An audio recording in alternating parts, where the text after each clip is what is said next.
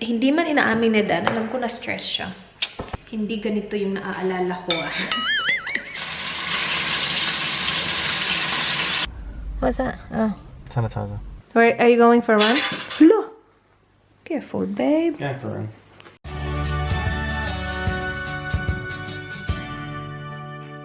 Good afternoon, guys. Happy Monday. Monday na tayo ngayon. Ang bilis-bilis ng panahon.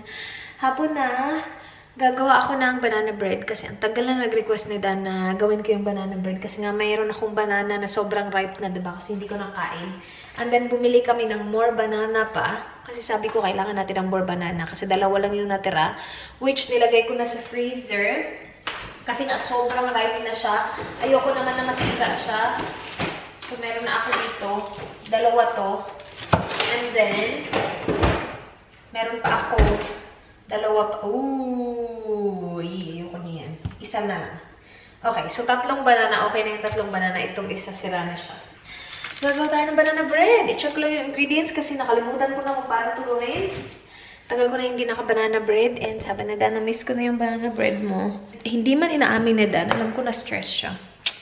Kasi ang daming nangyayari. Kanina, minute namin yung designer na magpaparent ng mga furniture. Kasi na-meet namin yung isa. And may kamahalan kasi siya, guys. Inisip namin, paano kapag hindi nabenta? Alam mo yun? Parang that's money down the drain. Kasi wala, hindi nabenta eh. So naghanap kami ng iba and see kung may mas mura pa. Kasi kung mas mura naman sila, diba? Kasi feeling naman namin, yeah, the furniture will help. Parang it will make the house look different. But feeling namin, yung bebenta talaga sa bahay is yung bahay, hindi yung furniture. Again, yeah, makaka-help yung furniture, but yung makakabenta talaga sa kanya is yung bahay. So, kanina minute namin yung babae, and alam namin agad-agad na mas mura siya kasi sinabi niya yung like, parang range, ang laki ng diferensya sa isa. Though mas gusto ko yung isa. Kasi parang nung pagdating niya dito, meron talaga agad siyang idea o ganito yung gagawin natin, ito yung gagawin natin. Yung kanina, parang dumepende pa siya sa amin. Like, ano sa tingin mo? Pero okay lang kasi siya pala yung nag-design nung kabilang bahay. Yung katabi nitong bahay na to. Nung pinatayo kasi ni Dan tong bahay na to, kasama niya yung kuya niya. Bumili sila ng malaking lote, ito, at saka yung katabi naming bahay. Tapos siya at saka yung kuya niya, yung nagpatayo ng bahay. So, ito yung kay Dan, tapos yung sa kuya niya yung kabila. Yung sa kuya niya, obviously, binenta ng kuya niya. Tapos sila yung nag-stage daw ng bahay na yun. Tapos sabi na Dan, I remember na it was good naman yung pag-stage daw nila. So sabi niya, like, we can go with them. Kasi just in case, again, hindi mabenta yung bahay, at least hindi ganun kalaki yung pera yung mawawala sa amin. Anyway, balik sa stress nila. Feeling ko stress siya kasi ang dami kayang nangyayari, guys. Tapos ako, yung tulong ko lang naman is kapag tinanong niya yung idea ko, hindi ako yung like first hand talaga na gumagawa ng lahat. Siya tumatawag sa lahat. Ang daming tinatawagan, ang daming schedule. Meron na kaming nakapost na schedule dyan, yung maliit na post-it na yan. Marami na 2, 4, 5 dates na like painter, cleaner, photography, stage, pag-stage ng bahay, at saka yung actual open house.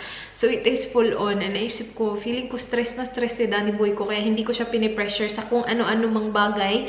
And kung ano yung i-request niya, bigay natin. So, nag-request siya ng banana bread. Bigyan natin siya ng banana bread. Ito medyo matagal na niyang na-request, so nakaka-guilty. Pero gagawin na natin siya ngayon. Kailangan ko lang tong ito.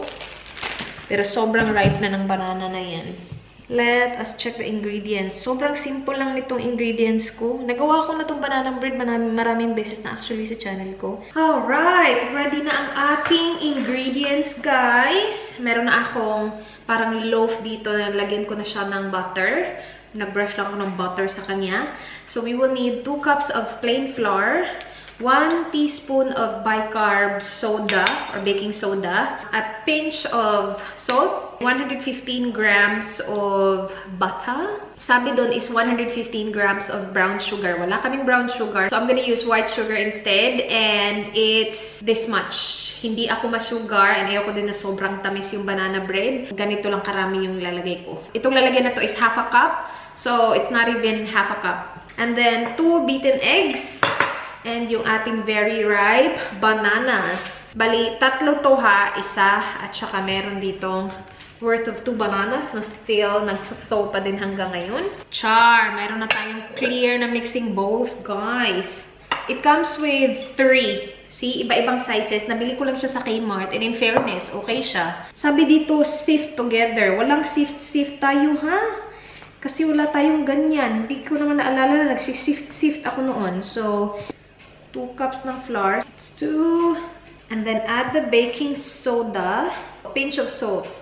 Mix-mix lang natin siya. Hindi ganito yung naaalala ko. Guys, ginagawa ko lang yung what I remember doing before. Iba tong website na to. Hindi ganyan yung ginawa ko noon. Hindi ko siya naaalala lahat kasi alam niyo naman yung aking memory. Napaka very good.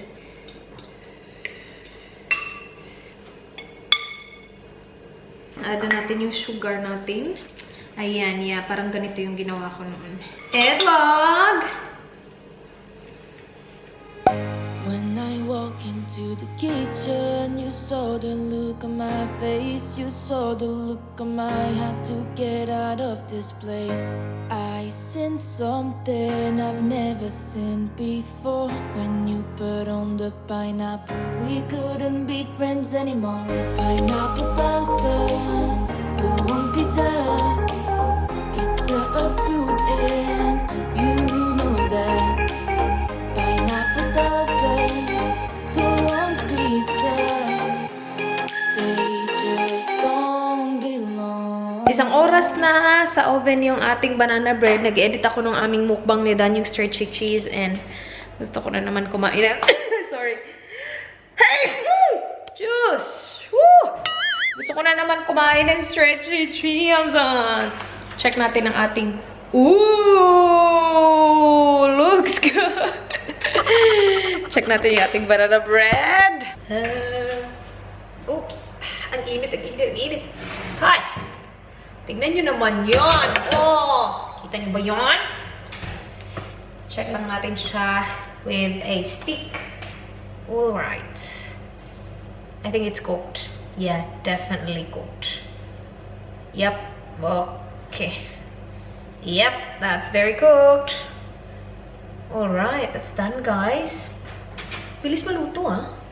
Usually kasi yung last na gawa ko ng ganito, binabalik ko siya sa oven ng mga ilang minuto. But this one's cooked. So we'll just let it sit there. Kasi lutong-lutong na siya, talaga siya. Sana hindi siya dry. Isang oras kasi sabi dun sa website. Sana okay to. Pero, yeah. Stay ka lang dyan. Pagdating ni Mister, meron na tayong luto. Mainit-init pa na banana bread. Maaga pa, 3:50. So, siguro darating siya mga just before 5. Balik lang ako sa ine-edit ko. I don't think matatapos ko to today because it's a long one. Wala pa si Danny Boy, guys. Alis lang tayo. Punta ako post office. Tapos i-check ko din kung may gasolina yung car. Kasi bukas, i-pick up natin si Eli sa school. Sinabihan ko na yun si Danny Boy na nandito yung yung banana bread. Okay, iwan ko kayo, ha? I'm back. Timing na timing. Kakarating lang din na Dan, guys. Doon siya sa labas. Nandun lang siya may kausap sa phone again and again and again. Mag-slice tayo para sa kanyo, guys.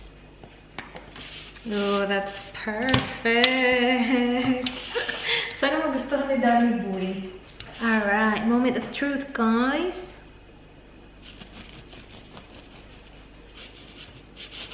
Sana moist. It's not bad. Mas prefer ko na mas moist pa dyan. Pero that's not bad at all. Masarap to with butter. Sarap siya. Hindi siya ganun katamis. Magugustuhan to na Dan. He's home! Malas. That's good. You need a bit of butter. Yeah. Try some. Let me get some butter on it. Okay. Thank you, babe. That's alright. Tawag siya kanina. Sinabi ko sa kanya, merong banana bread. What did you say? What did I say? With the greatest white pepper? Yeah. No. Oh, okay. Lagay ko yung chicken ko, guys. Oh, that's tasty. Magluluto ako ng chicken adobo. Ito yung inano natin kahapon. Is it good? Anyway. It's not very warm now. No. It's been out for a bit. How many bananas? 3. Yeah, the other one's bad. You like it? That's good to take it away tomorrow as well. Okay. Ay, ito yung minarinate ko kagabi, guys. Chicken. Wings at saka drumstick. Ay.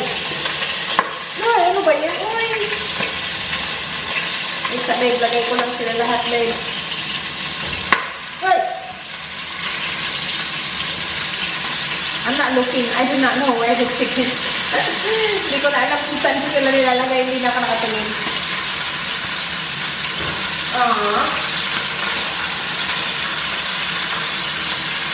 Natakot ako din. Okay. Ito yung marinade, guys. Nilagyan ko lang siya ng konting tubig. Tapos ilalagay ko na siya dito. Kaka-flip lang ni Dan ng mga chicken. So, hintay tayo ng mga ilang minuto pa, tapos ilalagay natin tong marinade. Si Dan yung nag-flip kasi, tumatalsik. Sinakita niyo yung talsik? Hala, mauubos na ni Danny Boy, guys. Wow, babe. Good job. Hello. You like it that much? Or you're just hungry? You happy? Nakaubad siya, guys. Nilagay ko na yung marinade. Maglagay tayo ng bay leaves. Ayan. Ayan. Okay. Lalagyan ko din yan ng konting chili flakes mamaya. Para medyo maanghang ng konti. Konti lang naman kasi sila kakain din ito eh. And, nilutuan tayo ni Mr. ng rice. Good job, Daddy Boy. Luto na, guys. Are you ready to eat? Yeah. Do you want rice? Luto na. Maraming sabaw yung aking adobo kasi gusto ka ng maraming sabaw, okay? Naka-on pa din yung ano, pero luto na. Kanina pa ito, luto na. Ilagyan ko din pala ng patatas. Wait, pakita ko sa inyo. Tea is ready. Sobrang ano niya. Nagpapasalamat siya sa binake nating banana bread. Siya na talaga. Maliliit na bagay nagpapasaya sa kanya. Which is very good. Uy, parang napadami ata yung rice ah. Konting rice lang. He is not me. Ako, marami rice. Okay. Ang gusto ni Danny Boy, drumstick. So, lagyan natin dyan.